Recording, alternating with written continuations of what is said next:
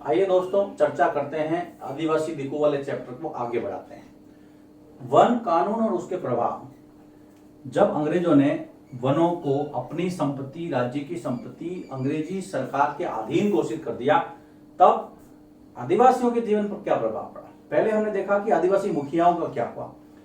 अब जो टॉपिक है कि जो लॉ बनाए थे उन्होंने, जो फॉरेस्ट लॉ थे, वन कानून थे, उसको लेकर के आदिवासियों का जीवन किस तरह से प्रभावित हुआ। सिलेबस के अकॉर्डिंग चलूंगा, पेन और नोटबुक साथ रखिए।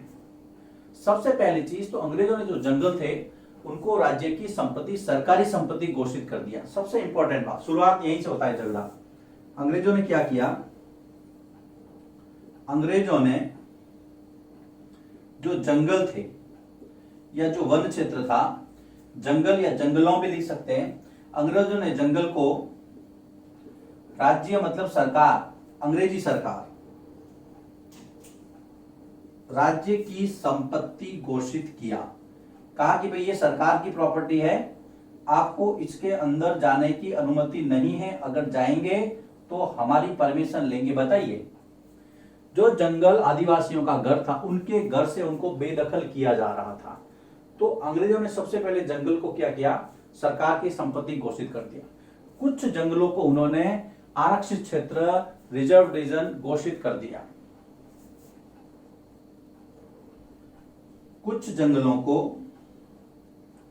क्या घोषित किया गया, आरक्षित क्षेत्र, कि जहां पर शिकार करना वर्जित है, आरक्षित क्षेत्र घोषित किया। आज भी होता है, लेकिन आज जो है हम स्वतंत्र हैं, वहां भेदभावपूर्ण नीतियां लागू नहीं होती, लेकिन उस समय की बात अलग थी। जब आरक्षित क्षेत्र घोषित किया, क्यों किया, जहां से अंग्रेजों को क्या मिलता था, लकड़ियां मिलती थी खुद के काम के लिए, सरकारी काम के लिए। जहां से अंग्रेजों को इमारती लकड़ी मिलती थी, इमारती लकड़ी जिसका इस्तेमाल वो निजी और अपने फायदे के लिए करते थे। इसलिए उन्होंने कहा कि भाई जंगल के अंदर कोई नहीं जाएगा, और जाएगा तो हमारी परमिशन से जाएगा, हम उसको परमिट करेंगे तभी जाएंगे, आप अपनी इच्छा से यहां पर घूम नहीं सकते हैं। आरक्षित क्षेत्रों में और क्या किया, देखिए सबसे इंपॉर्टेंट बात, दिक्कत कहां हुई आदिवासियों को, आरक्षित क्षेत्रों में। जो आरक्षित क्षेत्र थे उसमें क्या क्या मना था। एक तो आप स्वतंत्र घूमेंगे नहीं, आदिवासियों को स्वतंत्र घूमने, आरक्षित क्षेत्रों में आदिवासियों को एक तो स्वतंत्र घूमने की मनाही थी, स्वतंत्र घूमने की मनाही थी, आजादी बिल्कुल नहीं थी। दूसरी क्या चीज थी, एक तो आप उसके अंदर स्वतंत्र रूप से घूम नहीं सकते हैं, दूसरा वहां से आप जानवरों का शिकार नहीं कर सकते हैं। जानवरों के शिकार, ये पहला हो गया आपका, ये दूसरा, जानवरों के शिकार पर प्रतिबंध। अब जो जानवरों का शिकार उनके जीवन की रोजी रोटी थी, उसको उन्होंने बंद कर दिया कि आप किसी जंगली जानवर का या जानवर का शिकार नहीं करेंगे, जिससे उनका पेट भरता था, जिससे उनका परिवार पलता था। वो सारी चीजें ले जाकर के जब वो बेचते थे, तब आप घूम नहीं सकते, आप शिकार नहीं कर सकते, आप वहां पर झूम खेती नहीं कर सकते, वहां के फल इकट्ठा नहीं करते। तीसरा, झूम खेती करने तथा फल और जंगली वस्तुएं या जंगली उत्पाद इकट्ठा करने पर रोक, आप संग्रह नहीं कर सकते। तो ये आपने उनके जीवन पर ही पूरा हमला बोल दिया है। तो आप बताइए, ऐसी स्थिति में विरोध कौन नहीं करेगा, सब लोग करेंगे। आइए यहां पर वापिस, जंगल को जो है सरकारी संपत्ति घोषित कर दिया अंग्रेजों ने, लड़ाई यहां से शुरू होती है। उसको रिजर्व रीजन, आरक्षित क्षेत्र जो है वो फॉरेस्ट एरिया घोषित कर दिया, जहां से अंग्रेजों को इमारती लकड़ी मिलती थी। आरक्षित क्षेत्रों में क्या क्या मना था, सबसे पहले तो आप स्वतंत्र रूप से घूमेंगे नहीं, पहले आप अपनी इच्छा से घूमते थे, अब ऐसा नहीं था। दूसरा, आप जानवरों का शिकार नहीं करेंगे, वहां पर झूम खेती नहीं करेंगे, जंगल की वस्तुएं इकट्ठी नहीं करेंगे, तो जीवन कैसे चलेगा। ये जो परिस्थितियां थी, इसने आदिवासियों को जंगल से बाहर निकलने को मजबूर किया। कुछ लोग तो निकले, कुछ नहीं निकले, विरोध हुआ, वो आगे हम उस पर चर्चा करेंगे। ये जो परिस्थितियां थी, तो जो आदिवासी थे, जो झूम काश्तकार थे, वो रोजगार के लिए फिर दूसरे इलाकों की तरफ रुख करने लगे। प्रश्न आ सकता है, क्या परिस्थितियां थी कि आदिवासियों ने जंगलों को छोड़ा। तो आप बता सकते हैं कि जो वन कानून बनाए थे और उसके जो प्रभाव थे, जो आरक्षित क्षेत्र घोषित किया, उसके कारण से वो लोग शिफ्ट हुए थे। आप देखिए, ये टॉपिक तो यहां पर छोटा सा टॉपिक था, इसको आपने लिख लिया होगा और समझ भी लिया होगा, कोई प्रॉब्लम नहीं। अब हम आगे चलते हैं कि जंगलों में जब प्रवेश पर इनकी पाबंदी लगा दी गई, तो जो रेलवे के लिए स्लीपर्स बनते थे, स्लीपर्स आपने देखे होंगे, लकड़ी के तख्ते पटरियों के बीच में बिछाए जाते हैं। आजकल तो ये पटरियां होती है ना, ये पटरियां हैं, इसके बीच में इस तरह से तख्ते बिछते हैं। आजकल ये सीमेंटेड और पत्थरों की और बहुत अच्छे तरीके से बनने लगे, लेकिन पहले आपने देखा होगा लकड़ी के होते थे। ये स्लीपर्स हैं। इन स्लीपर्स के लिए लकड़ी काटनी पड़ती थी, उसके लिए मजदूर कहां से मिलता। तो ये प्रभाव था जंगलों में जब व्यक्तियों की या प्रवेश पर पाबंदी लगी आदिवासियों के। देखिए, मैं इसको लिखता हूं, जंगलों में आदिवासी, जंगलों में जब आदिवासी जनता या आदिवासी मजदूर जो थे या आदिवासी जो थे, इनका जब हम प्रवेश की पाबंदी लगा दी, तो रेलवे स्लीपर्स के लिए लकड़ी काटने के लिए मजदूरों की कमी महसूस हुई। जंगलों में आदिवासी लोगों के प्रवेश पर पाबंदी, प्रवेश पर पाबंदी से क्या समस्या हुई। जो रेलवे के लिए स्लीपर्स होते थे, मैंने आपको बताया, रेलवे स्लीपर्स के लिए लकड़ी काटने हेतु मजदूर कम पड़ने लगे या मजदूरों की कमी हुई। यह भी प्रभाव था। आप इनको घर में घुसने नहीं देंगे, इनके खुद के घर में, तो फिर वो आपकी हेल्प क्यों करेंगे। तो इसके लिए भी सरकार ने, उस समय की जो ब्रिटिश सरकार थी, जो अंग्रेज थे, जो प्रशासन में खुद को दक्ष समझते, इसका भी इन्होंने हल निकाल दिया। उन्होंने झूम काश्तकारों को बुलाया और छोटे छोटे टुकड़े दिए जमीन के। उन्होंने इसका हल क्या निकाला, जो झूम काश्तकार थे उनको बुलाया और उनको छोटे छोटे जमीन के टुकड़े, भूखंड दिए। उनको कहा कि आप यहां पर खेती कीजिए। इससे उनको मजदूर भी मिल गए, मजदूर भी मिल गए, खेती कीजिए। उनको कहा कि आप जो है वो वन विभाग के लिए नौकरी करो, वन विभाग में नौकरी कीजिए। इस तरह से छोटी छोटी बस्तियां जो है वो अस्तित्व में आई, जिनको कहा गया वन ग्राम।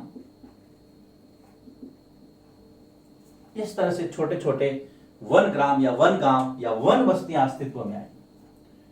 कैसे आई।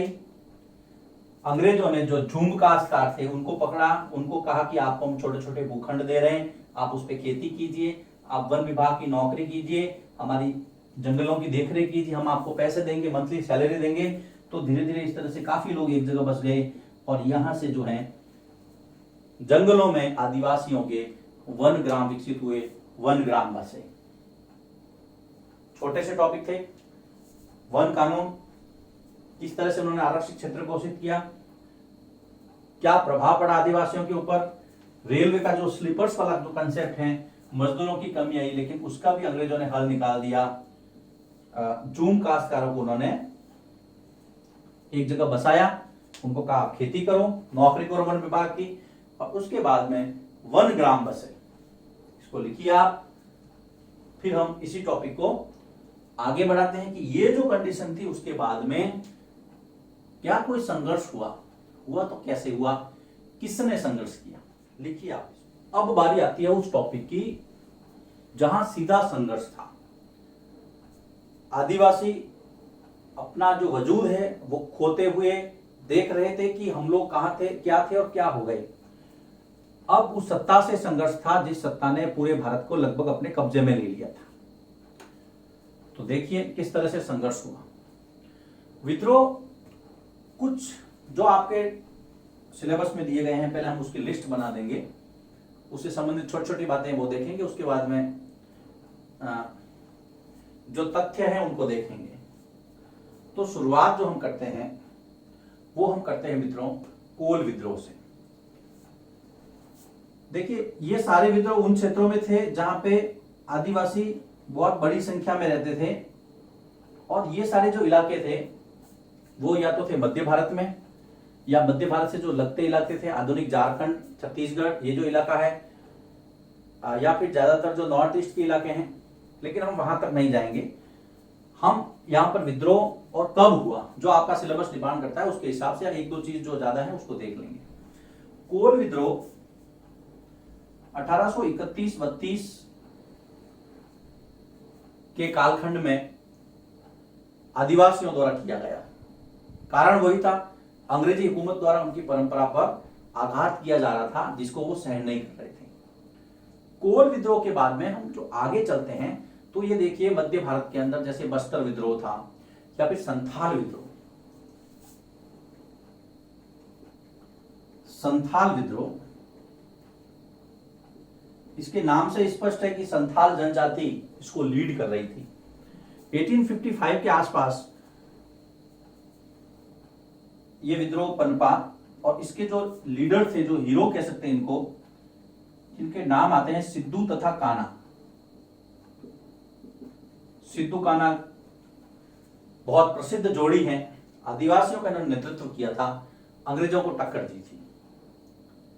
इसके बाद में हम एक एक करके लेते हैं। मान लीजिए कि आपका नॉर्थ ईस्ट की तरफ चले हम, सोग्राम संगमा के नेतृत्व में 1906 के अंदर असम के अंदर विद्रोह हुआ था। तो 1906 लेंगे हम।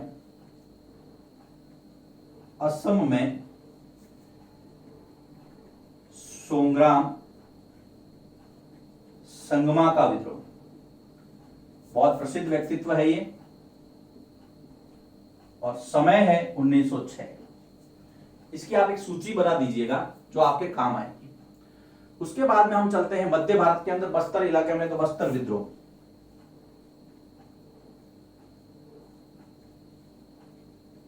बस्तर विद्रोह मध्य भारत, जिसको आजकल आप मध्य प्रदेश कहते हैं, वहां की जो जनजातियां थी उससे जो लगते वन प्रांत थे, है ना। बस्तर विद्रोह मध्य भारत के वन प्रांत 1910।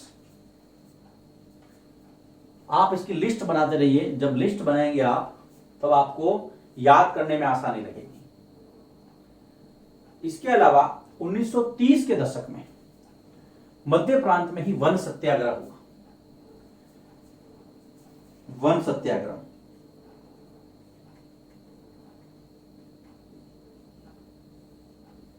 मध्य प्रांत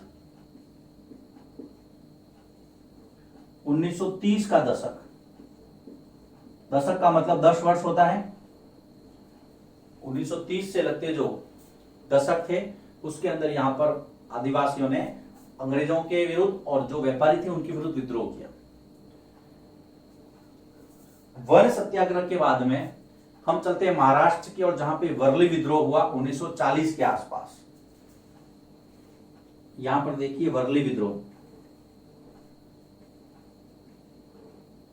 वर्ली विद्रोह महाराष्ट्र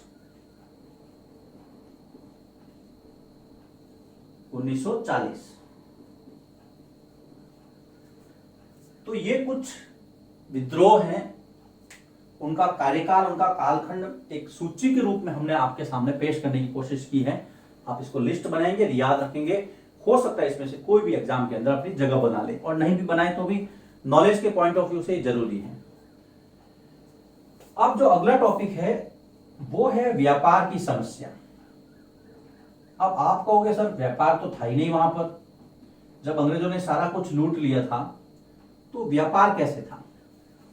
व्यापार था, लेकिन वो कैसा था? आदिवासियों के पास कुछ ऐसी चीजें होती थी जो बाहर बहुत महंगी बिकती थी, लेकिन उनको पता नहीं था। 19वीं सदी के अंदर जो दीकू थे, अब देखिए ये रोल, अब ये शब्द जो है वो बार बार आएगा। 19वीं सदी में, ध्यान से इसको समझिएगा, 19वीं सदी में जंगलों के अंदर जिन जिन लोगों ने प्रवेश किया उसमें था व्यापारी,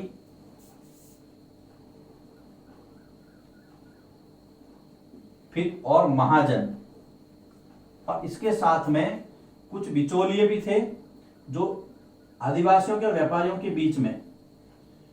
बिचौलियों ने जंगल में प्रवेश किया, किसके लिए? व्यापार के लिए। प्रवेश किया का मतलब ये कोई फंक्शन नहीं हुआ था कि आइए अब हम आपको जंगलों में लेके चलते हैं, ऐसा कोई फंक्शन नहीं था। आपको इशारा समझना है, ये वो समय था जब ये लोग जंगलों की तरफ मुड़े। किसके लिए मुड़े भाई? कोई न कोई व्यापारी फायदे के लिए काम करता। हमेशा कोई भी बिजनेसमैन हो, उसका एक ही मोटो रहेगा कि मुझे प्रॉफिट होना चाहिए। कोई भी, आप और मैं भी अगर दुकान खोलते हैं तो हमारा एक ही मोटो होता है, एक ही उद्देश्य होता है, मुनाफा कमाना। अब इन्होंने प्रवेश किया किस लिए? सबसे पहले तो वन की जो उपज है उसको खरीदना। वन उपज है, वन उपज को खरीदना सबसे पहली बात। जंगलों में जो चीज होती है उसको हमें खरीदना है। दूसरा, आदिवासियों को मजदूर के रूप में देखना, यानी आदिवासियों को मजदूरी देना। आदिवासियों को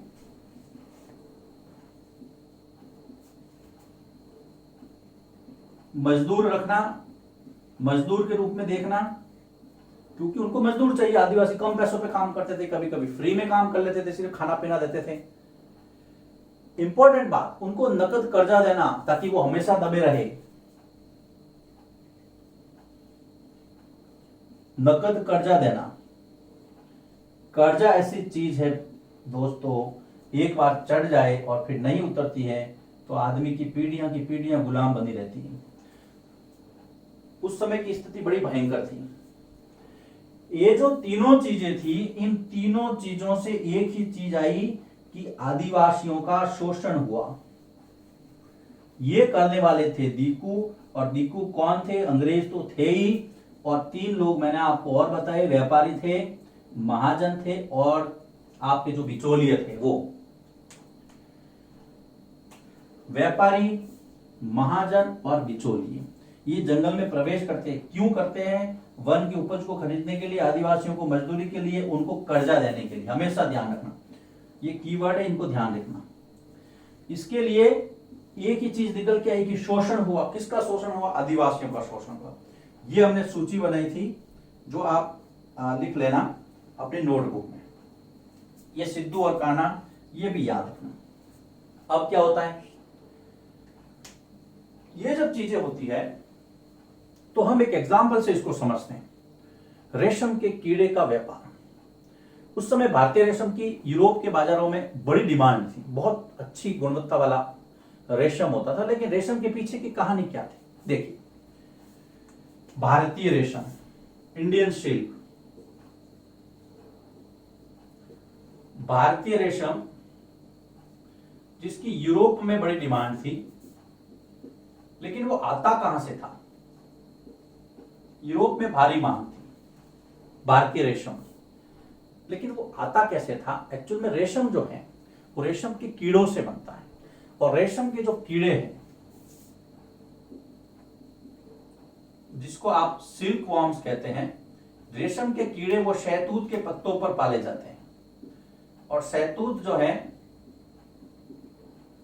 शहतूत के पत्तों पर पाले जाते हैं, और शहतूत जो है वो ज्यादातर वन की उपज है, और जो आदिवासी हैं वो ये काम करते हैं। शहतूत के कीड़ों पर पालने का काम आदिवासी करते थे, रेशम के कीड़ों का। और जो रेशम के कीड़े हैं वो फिर मार्केट में बिकने के लिए जाते थे। ये काम करते थे संथाल जनजाति, जो कि झारखंड के आसपास छोटा नागपुर के पठार। ये जो काम है, इसके अंदर जो सिद्धहस्त थी वो थी संथाल जनजाति, छोटा नागपुर का पठार, आधुनिक झारखंड, इसके अंदर रहने वाली मुख्य रूप से छोटा नागपुर का पठार, झारखंड के आसपास, ये लोग ये काम करते थे। लेकिन इनका शोषण कैसे होता था? देखो, इनका शोषण इस तरीके से होता था 1000 कृमि कोष जो कीड़े होते हैं, अंडे या उससे थोड़ा सा बाहर निकले हुए जो कंडीशन है, 1000 कृमि कोषों को ये 3 से 4 रुपए इनको दिए जाते थे। 1000 कृमि कोषों के 3 से 4 रुपए इनको मिलते थे। 1000 क्या है? ये कृमि कोष है। आप ये समझ लीजिए कि कीड़े हैं ये, बस सीधी सी भाषा में अगर मैं आपको कहूं,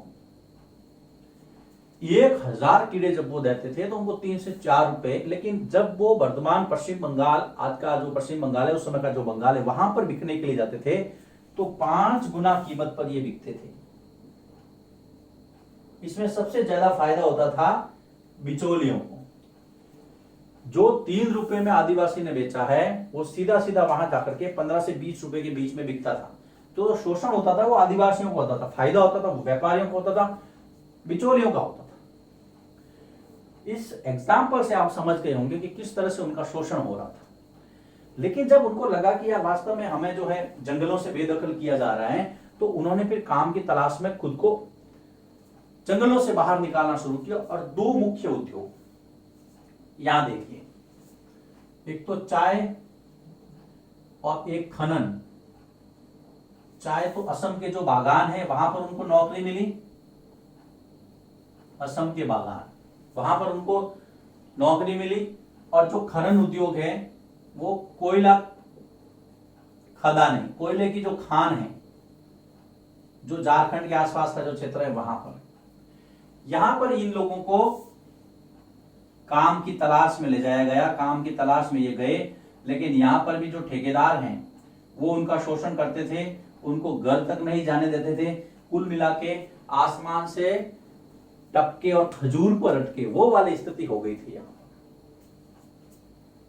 देखिए, वापस आपको बताता हूं। आप कहोगे सर आपने तो पूरा बोर्ड ही पढ़ दिया। कोई बात नहीं, कहीं कंफ्यूजन नहीं है, यहां तक हो गया था। भारतीय रेशम की यूरोप के बाजारों में बड़ी भारी मांग थी। रेशम जो है वो शहतूत के पत्तों पर शहतूत के कीड़ों को पालने से बनता है। रेशम के कीड़े, जिसको आप सिल्क वॉर्म कहते हैं।